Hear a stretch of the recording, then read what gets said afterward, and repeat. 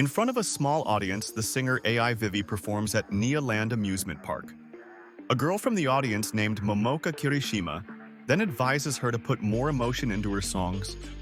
Vivy then collapses just as she was about to put on her next performance in front of nobody, and while unconscious, she enters the archive, an AI aggregate database where she meets Matsumoto, a cube AI who came from 100 years in the future and assumed the name of his developer. Matsumoto tasks Vivy with altering the course of history to prevent a war between humans and AIs that is set to happen in 100 years. Following Vivy's regaining consciousness, Matsumoto changes into a teddy bear and informs her of the impending events. Vivy, on the other hand, is adamant about her mission to sing for the happiness of others, so she doesn't agree to cooperate.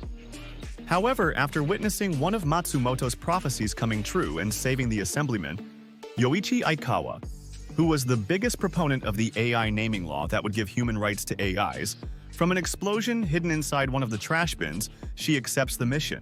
After learning that Aikawa's murder is scheduled for that evening from Matsumoto, Vivy goes to stop the assailants from the anti-AI terrorist group. Matsumoto tells Vivy that Aikawa's death will have terrible repercussions, and that the AI company building they are currently fleeing will soon be destroyed. This will cause a significant acceleration in the development and evolution of AI, which will ultimately spark a war. Saving Aikawa's life means that there will be no chance for the AI naming law to be passed. Vivy rescues Aikawa and tries to escort him out of the building, with Toa in pursuit. By breaking into their goggles and tricking them into thinking they killed Aikawa, Matsumoto delays the attackers. Matsumoto sets off some of the bombs at the front entrance in an attempt to slow down the assailants. However, they are ambushed by more attackers stationed at the entrance. Vivy saves one of the attackers, Yugo Kakitani, from falling debris despite being an enemy due to her mission to spread happiness and not kill anybody. Since the entrance is blocked, Vivy and Aikawa flee by bringing the building to collapse, forcing the Toa-ak attackers to retreat, and then climbing to the roof and jumping to a nearby building. Soon after saving Aikawa, Vivy leaves to board Momoka's passenger plane, which she discovers is going to blow up from a fuel leak, according to Matsumoto's future information. However, Matsumoto forbids her from putting an end to the explosion, claiming that doing so would needlessly change the course of events. 15 years have passed since Vivy saved Aikawa, and more people have come to see her performance. While the AI naming law ultimately did not pass, another legislation that granted AIs even more rights did. One day, Matsumoto shows up in front of Vivy and gives her a new task: stopping the Space Hotel Sunrise from collapsing to Earth in the event that its owner, Sister's AI Estella, goes insane and triggers a widespread AI backlash. Though Vivy is still upset about Momoka's passing, she accepts to assist. However, after infiltrating Sunrise and meeting Estella, she is unconvinced that she is the culprit. Fellow AI employee Leclerc claims to Vivy that Estella killed the hotel's previous human owner, but this is proven false as Vivy learns that he actually died in an accident. During her investigation, Vivy meets Momoka's younger sister Yuzuka, who identifies her as D.Va. Leclerc, in the meantime, reveals that they are truly working together by giving Estella an ID to crash the hotel, but he then unexpectedly kills her. They encounter Estella as Vivy denies to Yuzuka that she is D.Va. However, Vivy realizes she is an imposter and attacks them, but they manage to escape. Matsumoto then reveals that Tawaka has infiltrated Sunrise and concludes that they are behind the crash whilst framing Estella. Vivy has Matsumoto implant a combat program on her in order to repel them. After that, she tracks down and saves the real Estella, who figures out who the imposter is, her sister Elizabeth, who was cast aside. Meanwhile, it is revealed that Elizabeth was repaired by Yugo as she uses Estella's ID to gain system access and push Sunrise out of orbit. However, she disagrees with his plan to sacrifice himself to allow the civilians to escape, whilst ensuring casualties, and knocks him out. After forcing Tawaka to leave, she approaches Vivy and Estella. Estella stays behind to separate the Sunrise modules so they will burn up in the atmosphere while she evacuates the guests, while Vivy subdues Elizabeth because there is no way to stop the crash. Elizabeth does so while regaining consciousness, and Vivy helps her reconstruct her memories, which helps Estella before they both pass away. In the 5 years since the Sunrise incident, Both Vivy's idol career and AI development have advanced significantly beyond the original timeline. Finding the AI progress to be out of control, Matsumoto gives Vivy a new mission to disable an unmanned AI factory named Metal Float. To do so, they approach ex-Toaka member Tatsuya Seki and procure a virus that will allegedly shut down the facility. Vivy also meets Grace, Tatsuya's AI attendant, and Matsumoto explains that because of their changes, the first human-AI couple in the original timeline never occurred. After successfully breaking into Metal Float, Vivy and Matsumoto are welcomed by the all-AI staff. The former even becomes friends with them after discovering that they are her admirers. Unfortunately, just then, TAC helicopters and boats approach the island, and Vivy, despite some hesitation, uploads the virus to avoid conflict. However, rather than shutting the AIs down, the virus makes them go berserk and kamikaze bomb the Toaka craft. However, Yugo is one of the survivors that Vivy is able to save. When Tatsuya realizes his virus didn't work, he makes the decision to go to Metal Float by himself. Vivy is able to rescue Yugo and the other surviving Toaka invaders, and convinces him to retreat to the Metal Float. Learning that Tatsuya is on the island, Vivy and Matsumoto confront him, and he reveals his motives. Although he fell in love with Grace, just as in the original timeline, she was transformed into the Metal Float's core before he could pop the question, because of the changes made to history. Additionally, he discloses that his attendant is only a duplicate of Grace, into whom he planned to transfer Grace's consciousness following the closure of the facility. However, the virus has instead caused the island to go berserk due to its conflicting with Grace's programming. Ultimately, despite Tetsuya's pleading with Vivy to help him save Grace, Matsumoto assures her that she is already beyond saving, and she reluctantly resolves to euthanize her to avoid further casualties.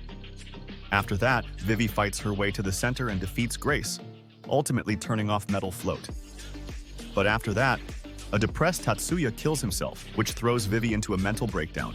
D.Va had to undergo a total reboot after the Metal Float incident due to a mental breakdown. As a result, she lost all memory of her initial experience as Vivy. She is now a legendary idol, and 40 years later, she will play on her dream stage at the Zodiac Signs Fest, an event designed to banish human-AI conflict. There she meets fellow songstress AI Ophelia, who is a fan of hers. However, while researching, D.Va notices a suspicious man and gives chase, but is ambushed by a hacked factory AI. She is fortunately spared when Matsumoto, who addresses her as Vivy, shows up on time. She comes to the realization that they were acquainted prior to her memory loss. D.Va tries to talk to him, but he denies ever having met her. Before the show begins, though, she once again confronts Matsumoto and blackmails him into revealing the truth. When Matsumoto tells her about their previous adventures, she becomes suspicious and chooses to confront the dubious man. Matsumoto, who is unsure of this person's identity, determines he needs to move fast to finish his current mission and stop Ophelia from killing herself. Matsumoto explains that in the original timeline, Ophelia's suicide, which was unprecedented for an AI, sparked a string of similar incidents. Even though D.Va is still doubtful, she asks Ophelia if there is anything that would make her want to end her life because she doesn't want her to die. Bewildered, Ophelia informs D.Va about her former manager, AI Antonio, who closed down a few years ago and was the only person to support her during her difficult time as a rising star. While Matsumoto plans to just physically restrain Ophelia, D.Va argues that wouldn't change her intentions, and decides to confront her again after the show, only to end up being captured by the suspicious man. Meanwhile, Matsumoto, who has been watching Ophelia through security cameras, realizes the cameras were hacked and rushes to stop her suicide. But when he confronts her, he discovers that Ophelia is really Antonio, who has taken over Ophelia's physical form. In another scene, D.Va awakens to discover that she has been taken prisoner by an unsettling man who strikingly resembles a younger Yugo. This Yugo is revealed to be an AI copy of him, created to ask Vivy why she deviated from her programming, revealing that his hatred for AIs stems from his AI pianist teacher deviating from his program and dying whilst trying to save people in a car accident. Antonio, meanwhile, berates Matsumoto for existing solely for his programming and launches attacks and hacks against him. But Matsumoto manages to free himself by confessing his feelings for Vivy and hacking Antonio, which not only ends Ophelia's control over him, but also causes them great harm.